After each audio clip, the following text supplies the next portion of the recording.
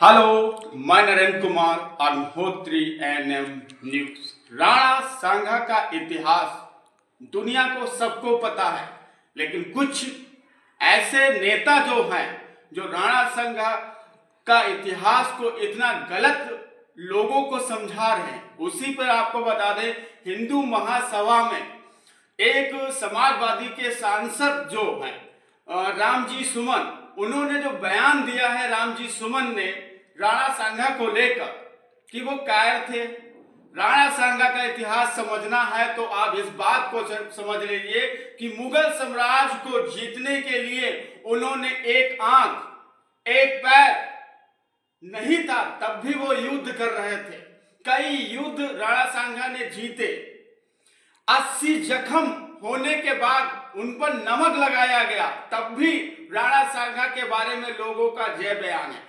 यहीं पर महासभा के द्वारा लोगों ने पुतला फूका और समाजवादी रामजी सुमन को अगर माफी नहीं मांगते हैं तो पूरे देश में इसका विरोध होगा कि जो राणा सांगा जो का इतिहास इतना सुंदर है और इन्होंने जो व्याख्या दिया है वो गलत किया है। क्योंकि अब आग हर जगह लग रही है राणा सांगा की इस बात को लेकर, क्योंकि उन्होंने देश के लिए बहुत काम किया है। अपने सनातन धर्म बचाने के लिए उन्होंने देश की रक्षा में अपनी जान निछावर कर दी। ऐसे जब समाजवादी के सांसद इस प्रकार के संसद भवन में बोलेंगे रामजी सुमन, तो कोई भी बर्दाश्त नहीं करेंगे।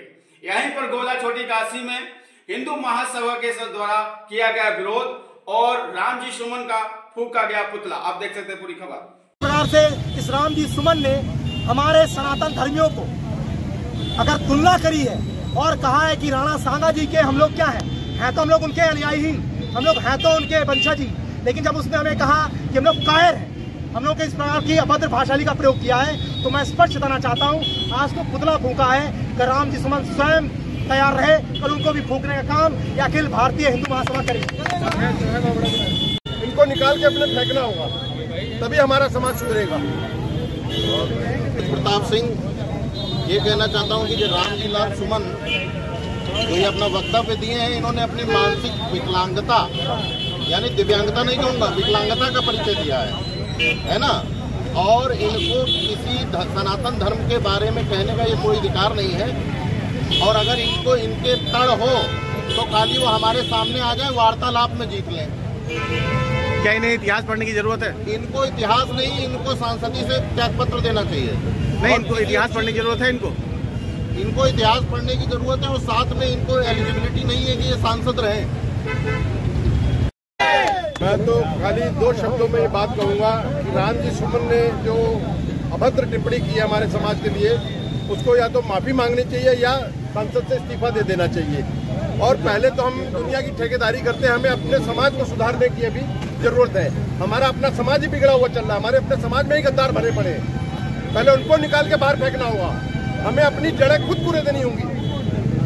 जिसने एक बड़ा विकराल रूप वृक्ष का रूप धारण कर लिया, उसको हमें खुद कुरेद के अलग करना होगा। जो जोके और कीड़े और दीमक लगे पड़े हमारी जड़ों में, ये सब दीमक है, इनको निकाल के अपने फेंकना होगा, तभी हमारा समाज सुधरेगा।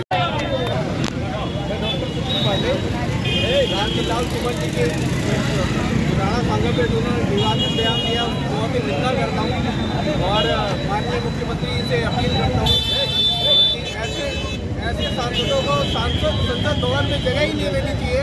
आगे से उनका कोर्ट तक ट्रेस कर देना चाहिए हमारे भारत देश से। और इस वार्ड में मैं उनके लिए एक पेश करना चाहता हूँ।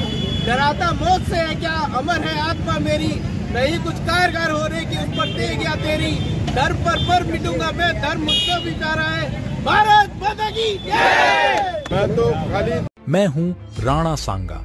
मैं वही इंसान हूँ जिसके नाम से मुगलों के पसीने छूट जाया करते थे। मैं वही हूँ जिसके शरीर पर 80 घाव होने के बाद भी शत्रुओं का डटकर सामना करता था। मैं वही हूँ जिसके एक हाथ, एक पैर और एक आंख नहीं होने के बावजूद भी आखिरी सांस तक लड़ता रहा।